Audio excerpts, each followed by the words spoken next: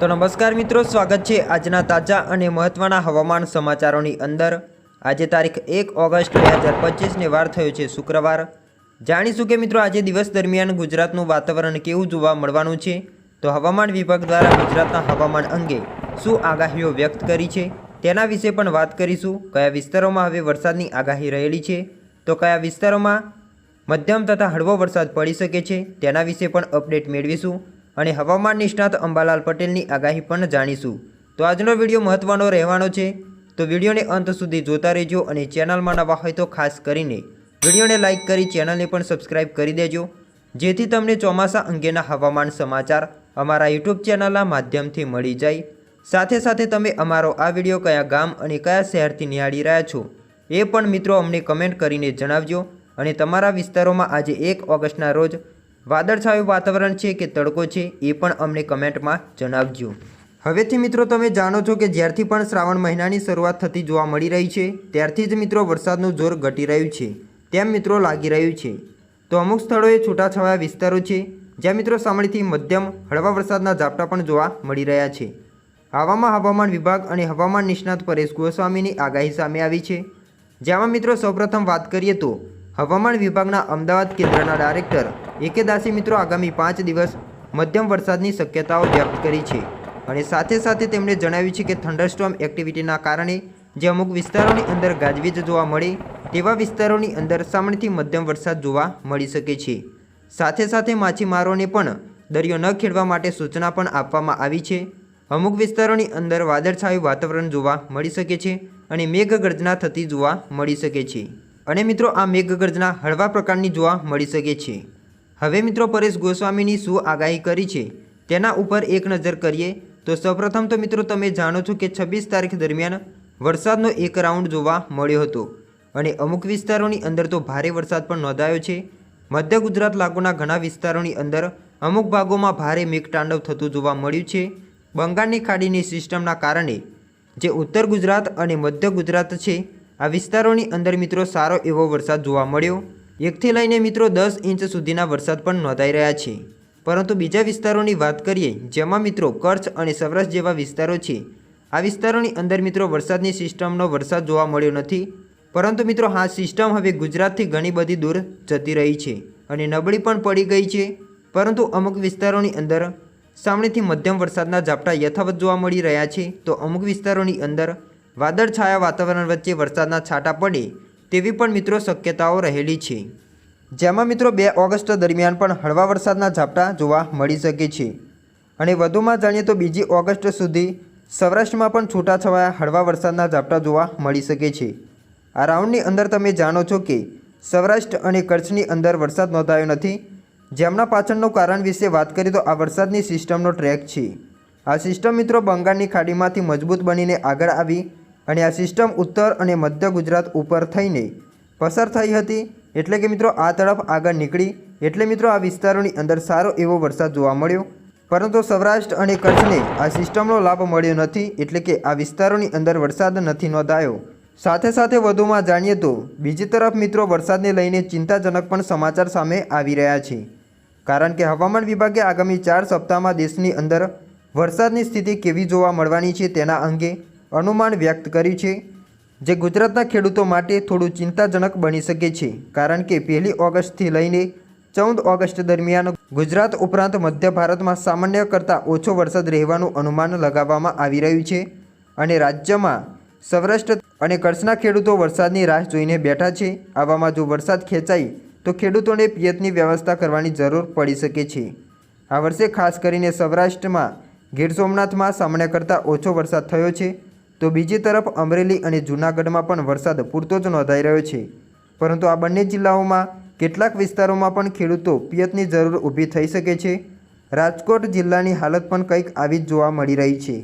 ત્યારે જો આગામી 15 દિવસમાં જો સામાન્યથી ઓછો વરસાદ થશે નહીં તો ખેડૂતોની ચિંતા વધી શકે છે।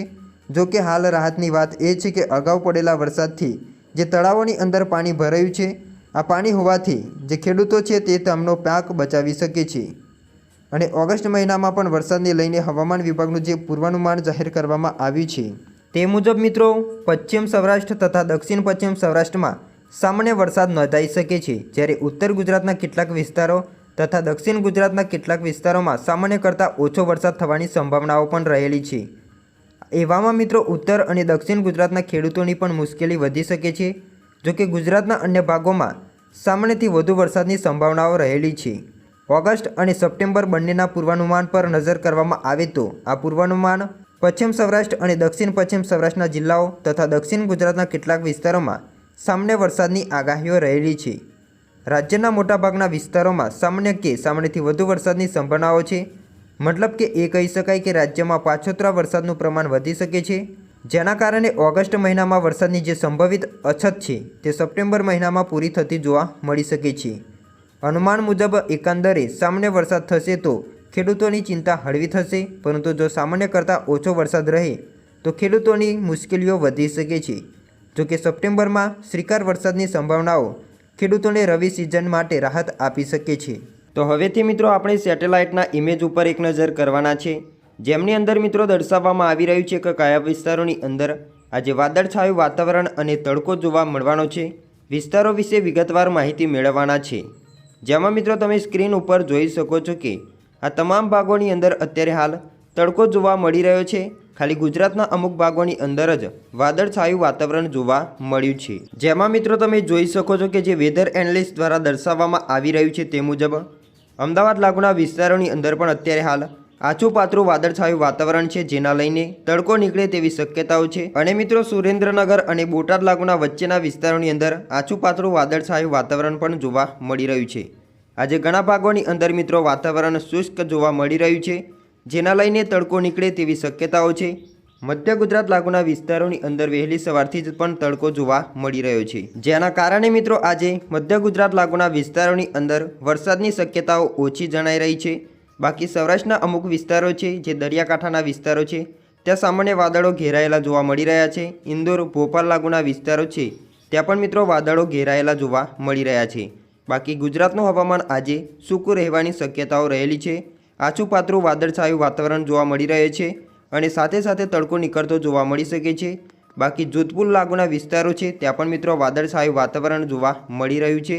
નાગપુર લાગુના વિસ્તારોની અંદર પણ વાદળોનો ઘેરાવો જોવા મળી રહ્યો છે। વધુમાં જાણીએ તો મિત્રો આજે કયા વિસ્તારોની અંદર વરસાદ જોવા મળવાનો છે તેના ઉપર એક નજર કરીએ તો આજે મિત્રો અમુક વિસ્તારોની અંદર વરસાદના છાંટા પડે તેવી શક્યતાઓ છે। ભારે વરસાદની શક્યતાઓ આજે નહિવત જણાઈ રહી છે, જેમાં મધ્ય ગુજરાત લાગુના વિસ્તારોની અંદર તો વાતાવરણ સૂકું અને ખુલ્લું જોવા મળી રહ્યું છે।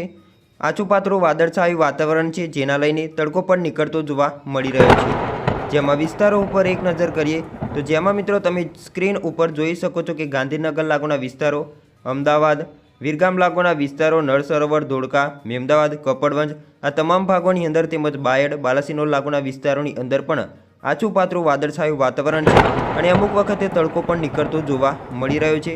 સાથે સાથે વધુમાં જાણીએ તો કપડવંજ, તેના આસપાસના ગ્રામ્ય વિસ્તારો, કઠલાલ લાગુના વિસ્તારો, લસુંદરા લાગુના જે વિસ્તારો છે ત્યાં પણ મિત્રો અમુક સમયે તડકો નીકળતો જોવા મળી રહ્યો છે।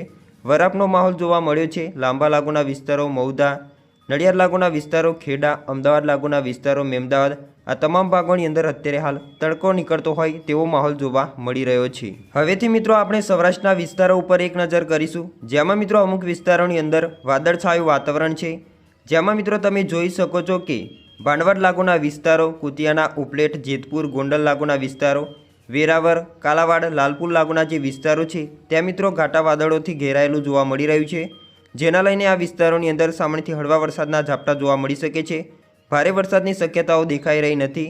સાથે સાથે વધુમાં વિસ્તારો ઉપર એક નજર કરીએ તો ટીમરી, તાલાલા લાગુના વિસ્તારો, સાસણગીર, ગીર નેશનલ પાર્ક, તુલસીધામ આ તમામ ભાગોની અંદર સામાન્યથી મધ્યમ વરસાદના ઝાપટા જોવા મળી શકે છે। ત્યાર પછીના મિત્રો આપણે દક્ષિણ ગુજરાતના વિસ્તારો ઉપર એક નજર કરીશું, જેમાં મિત્રો ઘણા વિસ્તારોની અંદર આજે મિત્રો વાદળછાયું વાતાવરણ જોવા મળી રહ્યું છે, જેના લઈને સામાન્યથી હળવા વરસાદની શક્યતાઓ છે। સુરત, કોસંબા, વાંકલ લાગુના વિસ્તારો, ઉમરપાડા, ડેડિયાપાડા, નવાપુર, વ્યારા, બારડોલી, નવસારી લાગુના વિસ્તારોની અંદર વાદળછાયું વાતાવરણ જોવા મળી રહ્યું છે।